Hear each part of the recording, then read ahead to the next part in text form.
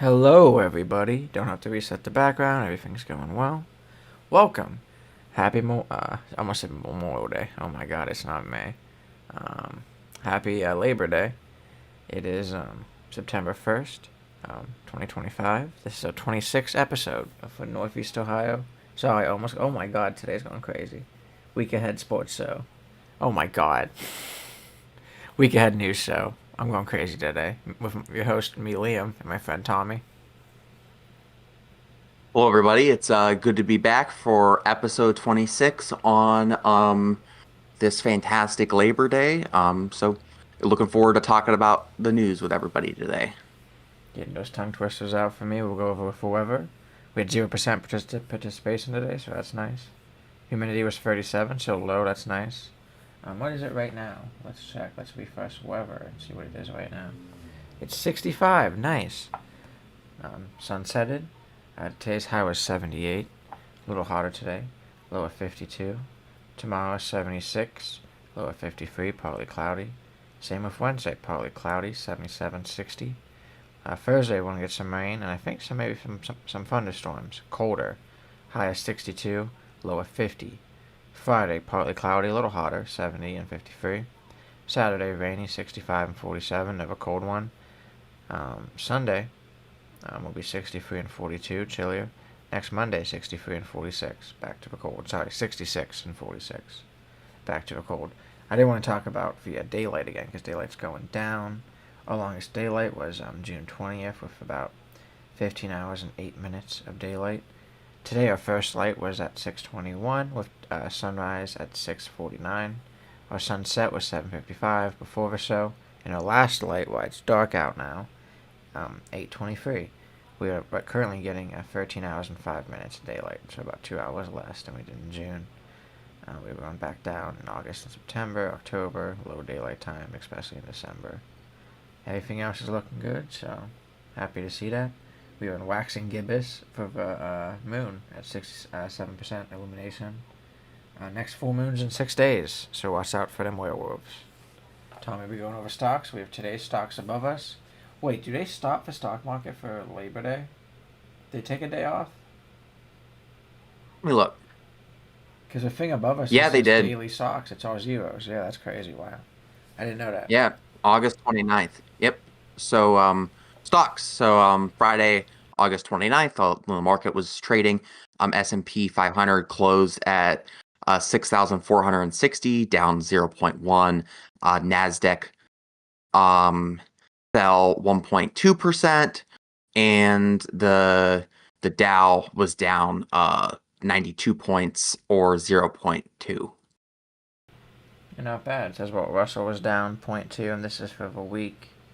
For all of August, the Dow was up 3.2, S&P was up 1.9, Nasdaq 1.6, and Russell 7. So interesting to see. You want to go into a Yep, seems funny seems topic when you're ready? We can go over some stocks more here in a second. Sorry. Yeah, no, it just seems like it was kind of a mixed bag. There was a lot of stuff going on, last week economically, the Trump administration buying a 10% stake in Intel, craziness at the Federal Reserve. There's that commissioner, can he fire this commissioner? Can he not? It's just lots of crazy economic news happening right now. That's probably yet to fully play out. Yeah, Tariffs have been agreed. held to be Because illegal by appeals court. That's going to get exactly, appealed yeah. though. There's so much going on with that. It'll be interesting for me. You know what I mean? The Fed said they're not going to be cutting rates for the rest of the year. Trump's very butthurt about that, ready to fire him, like Tommy's saying. So, with that and with these tariffs getting pushed, I mean, we'll see if they actually get pushed.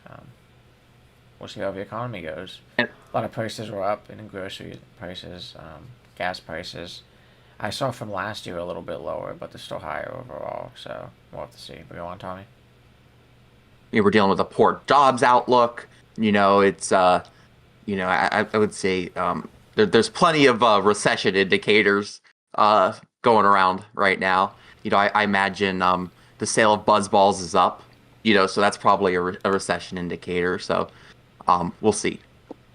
That's funny. Yeah, we'll have to see. Sale of buzz balls. I hope not, but look it up. We'll have to follow that. We could include that in the stock market.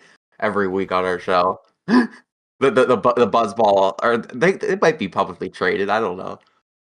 It's probably owned by a publicly traded company. Yeah, that'd be funny. Tom, maybe going into a funny topic, which is AI related. Yeah, so this is a crazy story. So there was a senior lawyer in Australia who has apologized for filing submissions in a murder case that included fake quotes and not existing case judgments generated by AI. Um, I'm gonna publicly shame this person because their name is Rishi Nathwani, who holds the prestigious legal title of King's Counsel and took full responsibility for filing incorrect information and submissions in the case of a teenage charged with murder, according to court's documents seen by the AP. So this is a case out of Australia, um, which I imagine has a very similar legal system there to the United States. They're based on sort of that. I imagine they're based on sort of that English sort of common law that the U.S. is largely based upon in certain aspects. So Yeah. why I just wanted to talk about this very briefly is, this has been going on. There were some attorneys in New York City. There was a case where there was an attorney who was representing a passenger on an aircraft when the dolly that the flight attendants use came free and like flew down the aisle of the aircraft and hurt this person's leg. Person hires this attorney, and this attorney is just some dude, who doesn't know a lot about aviation law, and just typed in the thing into ChatGPT and had it write his brief, and boom. Other side, law firm representing the airline, was just a specialized law firm for airplane law that did a lot of business with, like Delta, American Airlines and stuff. So they're reading these briefs, that they get sent over, they get served to them.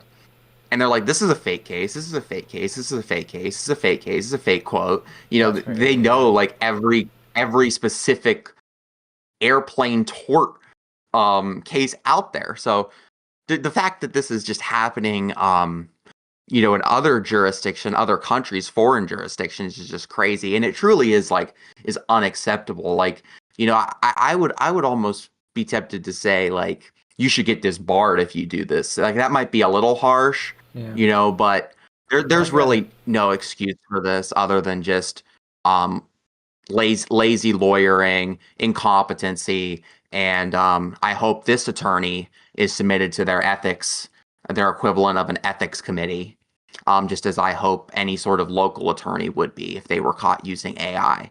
Also, it's also just very stupid. Why would an attorney use AI when they're contributing to a technology that could potentially, replace their job? That's less of a concern in the legal field compared to some other fields, but it's just crazy. It's just crazy. Don't do this. And this attorney's stupidity is certainly is laughable in my mind. It is. Like that's just laziness. You're trying to save a buck, or maybe you didn't know that your paralegals were doing it. You could say that, but there's no way when you're using it. So like using it in court, my opinion, for a murder case. So there's a lot of oopsies that happened here, and they gotta learn from. Kind of shows more on the lawyer, like you're saying. So there's also a problem with confidentiality. Would do. But go on. Yeah.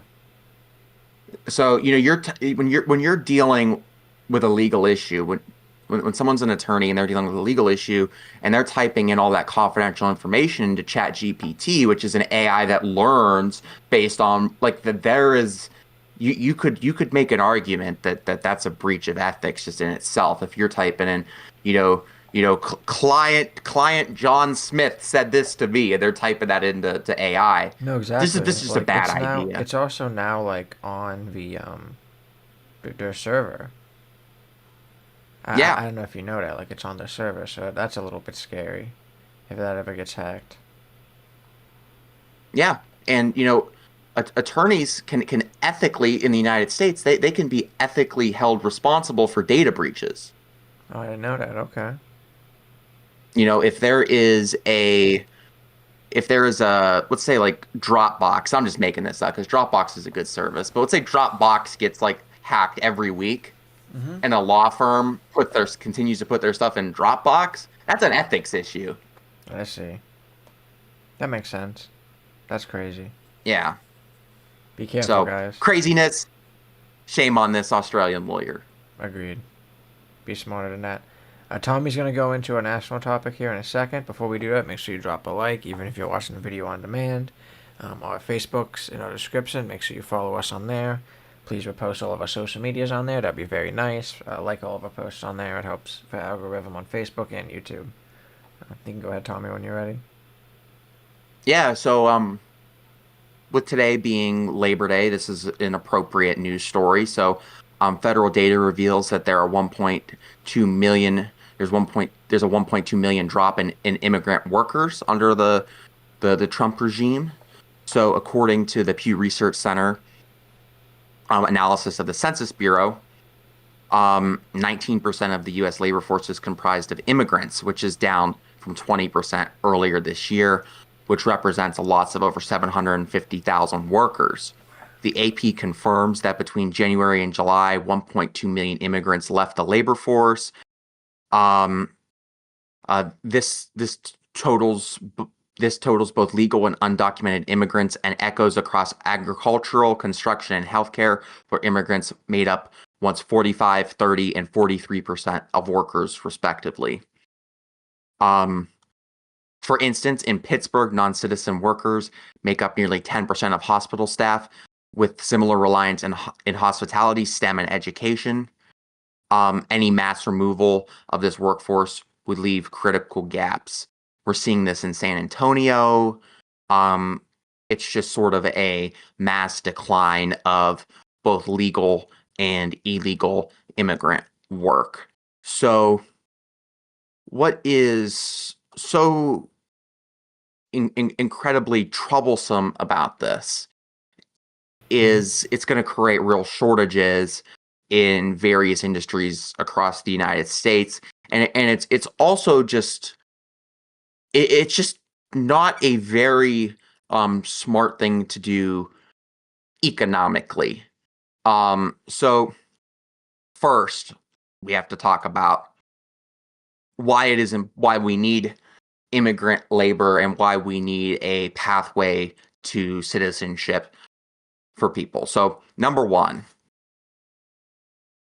the way our society is currently structured, it requires a large amount of laborers to do various work. Some people, do not want to do certain types of work, etc. And you combine the current population of the United States and you accompany that with falling birth rates in the United States, you have a real economic problem that was created by Republicans in the United States. I'll explain why it was created by Republicans here in a minute. So the solution to that problem is immigration. That is the solution to that problem. Other countries have struggled with this.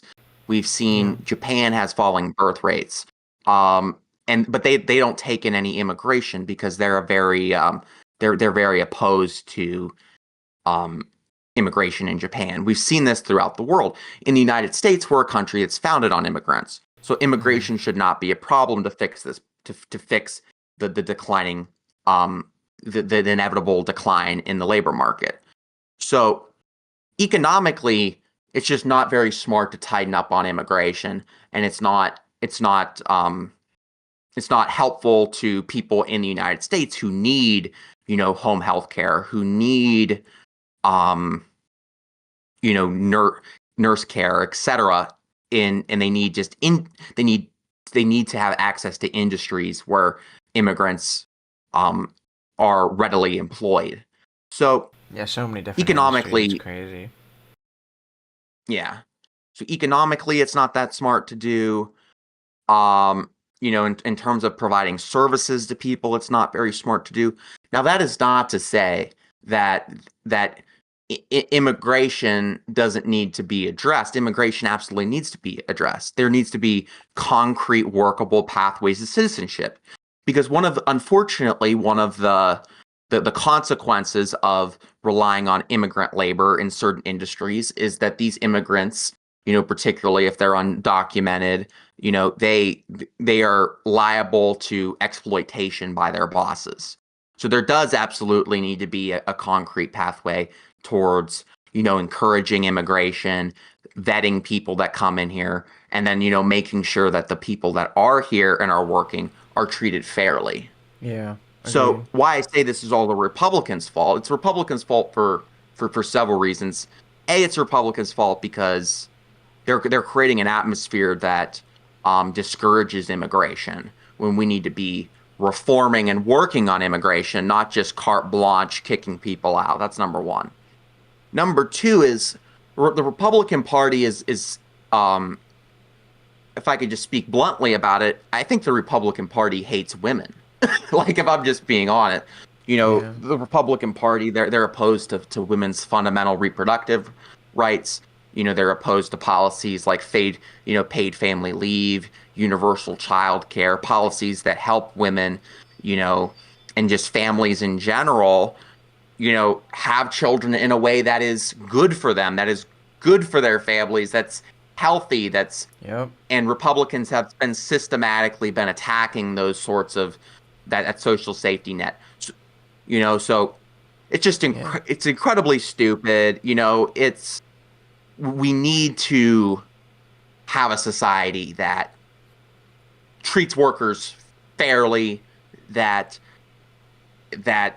gets people into the fold, and that gets people living with dignity. So Agreed, Tommy. Yeah. terrible news out of this CBS News article about the 1.2 million drop in immigration, and those celebrating immigrants leaving this country. I think they're going to be in a rude awakening when a decline in immigration and a decline in birth creates a real problem for them. And unfortunately, I just don't think they're smart enough to see this right now. Yeah. Let alone prices, because we know prices will go up. Time and time again. Oh yeah, Just everything they help out with, like you're saying, healthcare. We see with farming and different type of agricultures. Well, like I said, meat's already going up. I don't know that many, regular Americans that work in slaughterhouses. So it's very interesting. I really hope that this is going to be a new and world we live in, where meat's a premium and hard to get, hard to pay for. one of So one of the stupid attacks levied upon people on the left when they're talking about immigration is that people on the left are somehow in favor of some sort of pseudo form of slavery. So that's why I think it's so important to talk about as well, that we need to bring people into the fold. We need to get people, people need to get their papers so they are not in a situation where they're working at a slaughterhouse for $2 and the boss says, "What are you going to do? Call the police? You don't have your papers." yeah. That is a real problem.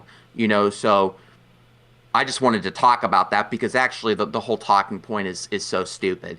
And it's even more stupid when you consider the fact that the Republican administration is currently levying a lawsuit to get rid of birthright citizenship, which was an amendment to the Constitution designed to get rid of perpetual slavery, economic slavery based on something, based on citizenship and as well as race. So Yeah. it's just crazy. It's crazy what's going on.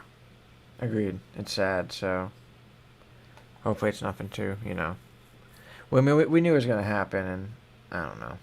It's crazy to me, like you're saying, like you keep saying. So hopefully, there isn't much hope with this one. You know what I mean?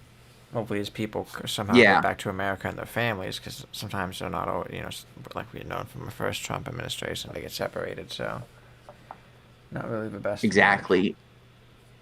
I was talking a lot about the economic, the very high level political science part of this story, but I'm glad you mentioned that, because the news article mentions, there was a woman, who was undocumented, but she's working here, not a criminal. And, she has several children here who are American citizens. It's just when you take, even when you take all the high level political talk, when you just go down to a human perspective, is this right to Yep. to separate these children from their parents? And if you think that's right, I don't want to be friends with you. You know what I mean? Like, 'cause that's just objectively not right to do. Agreed. Um, any other inputs before we go into our first local topic? Nope, I'm good. All right, first local topic is me. It's basically what happened at St. Elizabeth Hospitals. Youngstown police said minimal light. The hospital himself came out with a statement, and we'll talk about that. Police been giving their input. They have been doing an investigation as well. The Youngstown Police Department reports incident began as a mental health transport/assist. Upon arrival, YPD officers were briefed by Mercy Health Police, and detectives responded.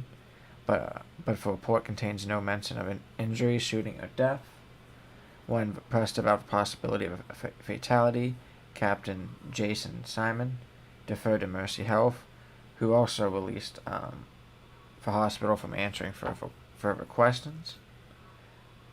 Mercy Health referred to the event as an isolated incident, confined to the emergency department,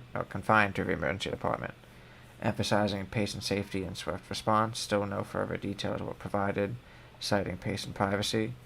WFMJ reported that the hospital had been placed on a psychiatric diversion, meaning that psychiatric patients were being redirected elsewhere. The Mahoning County Coroner's Office were called to the scene, though no confirmation of cause was offered.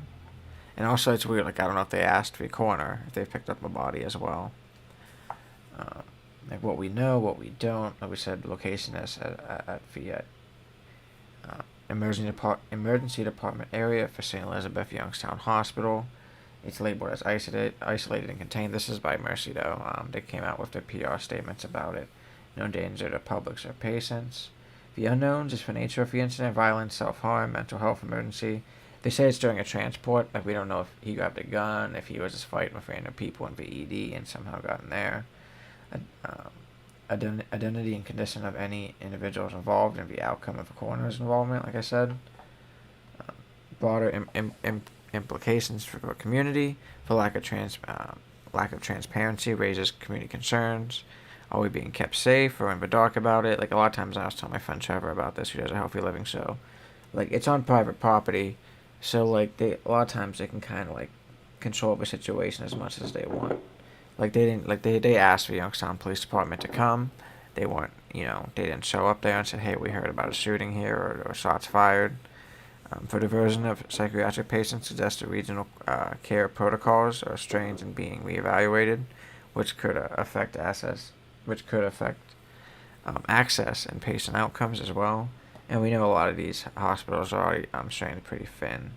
So, like, that's just scary. And personally, I kind of like when places like this are transparent. I get that you do have to keep, patients safe, but if it's incident where people got hurt, that would be like good to know, just because like they just don't want the hospital to look bad. So whoever came out that statement was an HR PR and made sure that they weren't releasing too much information. They always try to control the narratives and control the situations that has happen in the hospitals, in my opinion, which is good and bad. Like, this might be a bad outcome because they do have like bad situations where mental health people are getting out, or like when they're transported, getting out and just getting to normal people in the ED. Like, I don't know if a lot of people would want to be going there. So that's just me. This was in Youngstown, by the way. So interesting. What do you think, Tommy? This is a this is a fairly common problem. Like in locally we have, I think it's called Belmont Pines here Yeah. in Trumbull County, and then they provide similar services. And there's been all kinds of problems throughout the years of Belmont Pines. So SWAT many. teams have Yeah. been called into Belmont Pines. Patients have barricaded themselves in. And I think that, along with what you just talked about, it really is just a symptom of the failing healthcare industry, the failing healthcare system that we have here in the United States. Particularly with mental health, the institutions were shut down in the 1960s, and there was no good adequate replacement for them. Don't get me wrong; there were many problems with those institutions, but certainly the replacement is not adequate. And then just more broadly, when you're speaking about, physical health and not mental health, going through the insurance gauntlet, going through everything, and there are real world consequences to that, and I think just sort of broadly speaking, the American healthcare system is a disaster, and it creates things like this because, it's a for-profit enterprise, Agreed. not based Like on kind of like what patient we see with care. all these shooting in up north, just shootings that happen every week here in America. Mass shootings, just mental health in America is just crazy. And sometimes we don't know if this guy came in from outside, if he was mad at the hospital, if he was a patient on the inside. So there's so many different situations, and this happens so much. You are right, Tommy. Yeah, Any other input it's before we go into a new one? But you keep talking. no, it's just obviously, it's a tragedy, and I think it just underscores the need for broader reform in our healthcare system. Agreed. Because your initial reports of what that shots were fired, but now what they're saying is different than that. So we'll have to see. It's scary, but Also, the proliferation of guns, that's another problem that I could talk about, yeah. that's ancillary to this, but No, I agree. And like we've talked about before, time and time again. So I agree. It's like something that we really need to attack, or it's going to keep attacking us. So hurting us, hurting our kids in schools, just people in society, people living outside, just everywhere. I'll be going into a yeah. national news topic too. Make sure you drop a like if you're enjoying the content, even if you're watching the video on demand. Don't forget the same link on Facebook that you clicked on to get on here if you did that. We'll have our video on demand if you missed some. It's about an 11-year-old boy getting shot and killed while playing Ding Dong Ditch doorbell prank in Houston, which is really sad. Last Saturday night, an 11-year-old and his friends were playing the classical prank, Ding Dong Ditch, ringing a doorbell and running away on Houston's east side. Witnesses say someone emerged from the house and opened fire, striking the boy as he ran down the street. Very important to know. He died from his wounds the following day. A middle-aged man was detained by police and questioned. Multiple weapons were found at his home, but as of Sunday, no formal charges have been filed. The investigation remains active. A contest and troubling pattern. Sadly, this isn't an isolated incident. Similar pranks led to murders and near-fatal shootings from California to Virginia, to academic forums warning family and strangers alike. The trending nature of these pranks on TikTok, but I don't agree with this, has only escalated to reach and risk. A lot of that, like we've always been doing ding dong ditching, and kids have always been kind of, pulling pranks outside, so I just don't think you should get shot for it. Local authorities are urging both parents and homeowners to consider the real dangers lurking behind this so hard, harmless fun. That's kind of like Karen behavior, though, because, like, I don't know, people have been doing ding dong ditching forever, and they didn't make a big fuss out of it because people didn't get shot for it back in the day either. Child safety first, which I do agree with that. But pranks kind of are silly, but it could lead to deadly consequences. And like we're seeing nowadays, and we talked about this before, when there's people just like were just turning around in that person's driveway and got shot. Like delivery drivers get shot a lot of times now. Like DoorDash is a scary job because it's how people are. A lot of the issues is gun culture and reaction when a playful knock prompts a lethal response, especially if they're running away. Like I don't think it matters. I'm pretty sure you can't shoot someone in the back anyway. Raises questions about the normalization of firearm use and the legal and moral responsibility. Like it can't be self-defense if there's back turned to you, and even if it's a kid in the middle of the street. So that's sad. The lack of charges so far leaves for more conservation hanging in the air. It is in Texas, and we kind of see how people are in Texas, so that is scary. But doing what's right matters first. They love protecting the kids, but if those kids get shot by guns in schools or in the streets, they don't really care. It's all a farce in that aspect. So, So the kid was running away mm-hmm. when was shot in the back. Okay, yeah. So I would say that the fact that the kid was running away is more important than the fact that it was in the back. Because the child was physically retreating, and then this Yeah. person just shot him.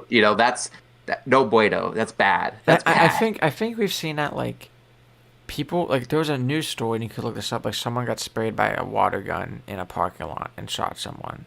So there's so many scary things, in my opinion. And it's legally like that person should get charged. You know, morally, I'd feel crazy after that. He's probably mentally not there anyway if he was gonna shoot someone for just knocking on his door. And we've talked about that before with people like doing this. Um, so it's just sad, and like me and Tommy were talking about before, it just shows a gun culture issue in America. That people do that, and that we don't need this many guns, and not everyone needs guns. And if you say, "Well, I need it to protect that person," well, like, rarely are you gonna be around a crazy person like that. Like, it's a person that doesn't have a gun that's around that crazy person that gets killed unjustly, and you're like, "Oh, okay, well maybe that's an issue then." Because there's a lot of unjust murders of guns in America, and you could say, "Oh, well, they could do it with knives," and they can. Will they? No. Sometimes it's convenient. Sometimes it's for culture. You know what I mean? Sometimes it's how many people they can kill in mass shootings. So there's a lot that goes into it that's disgusting for me, and that this You know, person should be tried. It should be interesting to see. people pull out, yeah, I gotta use they could use knives if they don't have guns. It's like, I obviously I don't know, but I imagine it's a hell of a lot harder to kill someone with a knife than it is a gun. You know what I like? Oh yeah, If you for just sure. take all of like the political debate out of it and just ask yourself, you know, would it be easier to commit a mass casualty event with a firearm or with a knife? Well, yeah, we've You seen know, it in and other if countries. Knives, like mass casualty school events, be like 4 people dead. But like we know with right, guns, you know, you can kill 20 people if you want. You know what I mean? It's sad. yeah, Las Vegas a lot more. So I mean, it's just yeah, I would tell that person, Tommy, like, would you give our military knives instead of guns? And they're gonna say, well, no, and then you go, oh, well, isn't that weird? yeah. It's kind of gross to think about. It's like, but if you're just looking at if people acknowledge that, you know, that there's gonna be mass casualty events regardless of what we do, then the question has to turn to reduction and minimization and harm Exactly. Yeah. reduction. Mm, agreed. Because like me and Tommy like me and Tommy talk about too, like with schools. There are time and time again where there's been police officers in schools, and they've stopped killings. Sometimes they made them less worse, but sometimes they did nothing. So the doing nothing Yeah. part is a big deal that we could say, oh man, well maybe not. But that's another debate. We can go into Tommy's 2 topics for the night, which is our local topic too. Yeah. This is another dam story. Let's go dams. I love a good dam. I love a good dam in Trumbull County. I love talking about dams. Okay, so Trumbull County Commissioners, along with trustees from Brookfield and Humber Townships, have signaled support for resolution to back the purchase of 338 surrounding acres, spanning Lake, Wetland, and Little Yankee Run. Um, they're trying to acquire this land to set up parks, slash nature preserve type deal. They're going to be purchasing this for 1.3 million. It's a group of citizens. It's about half of the land's estimated 1.8 to 2.2 million. If approved, if approved, around 15 to 17 acres near the dam would transfer to the community foundation, which would oversee the dam's assessment and future decisions. So, um, a lot of lots of different aspects about this. It's a group of citizens, so there's not going to be any sort of taxpayer money. The commissioners, have expressed support for this endeavor. The commissioner's main concern, seems to be, liability. They have this old dam there, and it could fail. It could create all sorts of problems. So, Mm-hmm. you know, the initiative, it seems to present a win-win, preserve environmental, and historical assets without straining local budgets. So there's still some work to be done with this. They got to get this Clean Ohio grant, which is the deadline for that is September 12th, which that funding would be critical for this endeavor, it sounds like. So I'm happy to hear about this. I did read the article from the Tribune Chronicles about this a couple days ago. I like the fact that one of the head organizers was like, "This is not just about the dam," because Mm-hmm. in other parts of the county, there have been um, there have been groups of people in parts of the county who have taken up arms over um, preserving old dams that had been studied to be no threat by the Ohio EPA, and essentially, I just believe that the people that were fighting for these older dams in certain parts of the counties, essentially just wanted to cover up their illegal dumping into the river. I think that is, was their interest. So I'm Agreed. And we happy to talked hear about with this, that a little bit too, yeah, when that topic was you know, up. so I'm happy for this. It's nature preserve. They're not hell bent on this dam. They're not going to take their damn case to the Supreme Court of the United States. You know, so overall, I would say just a positive news story. If the dam, helps people, if it's not going to cost anybody anything, it's not a public health risk. It doesn't destroy the environment. If they can fix the dam, they can fix the dam. If it's whatever, it's whatever. Like Yeah. if it'd be better, returning the lake or returning the river to its natural flow. And there's that'd be preferable because there's no real reason anymore for the dam. That'd be fine too. So, but hopefully, Trumbull County will have either a dam that is removed at this spot or a dam that is deemed safe, and sort of a surrounding park and nature preserve for people to enjoy. So good news, and I'm happy to hear this. Yeah, agreed. There's a lot they could do with it, like you're saying with nature parks and stuff like that. Since it's community owned, they probably could even like put a winery there and do some commercial stuff as well. A lot of acres of forest and wetlands, so that'll be cool. Yeah. If they wanted just to get the dam itself, they wouldn't need to get 338 acres. So a lot of land they could do, a lot of ideas they could do in that area. They could help out that area as well. Like I said, if a dam doesn't need removed, it's not a part of like a river plan for kayaking. They said like Yeah. if it's too expensive to repair, they could just remove the last spillway, and that's a good fallback. So there's a lot of plans they could do with it. It's good to hear of more happening in the community. At least some good I'm news, I happy to. guess. Yeah, and I'm happy to hear that the hyperfixation is not on a dam.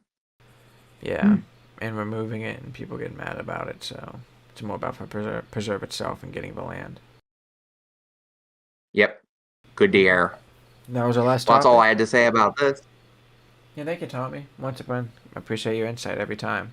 If you guys enjoy the content, drop a like. Don't forget to follow us on Facebook in the description. Like all of our content on there, that really helps out.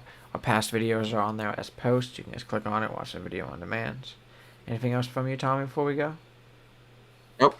Uh, Thanks again. Another good show. I'll be on next week to talk about more news. Probably not good news, but I will be here. And make sure you check out my buddy Liam's other shows, the Healthy Living Show, the Sports Show. Yeah, thank you for having me on again, and I'll be on next week. Hope everyone had a great Labor Day, and we're back to work tomorrow. That sucks, but hopefully you had a good time relaxing this long weekend. Have a shorter work week, so that's good. Once again, we have our new Northeast Ohio Sports Show, Thursday at 8:30. Healthy Living, we'll be trying to get it back on Sundays at 2 or 4. Look out for Facebook for that. Everyone have a good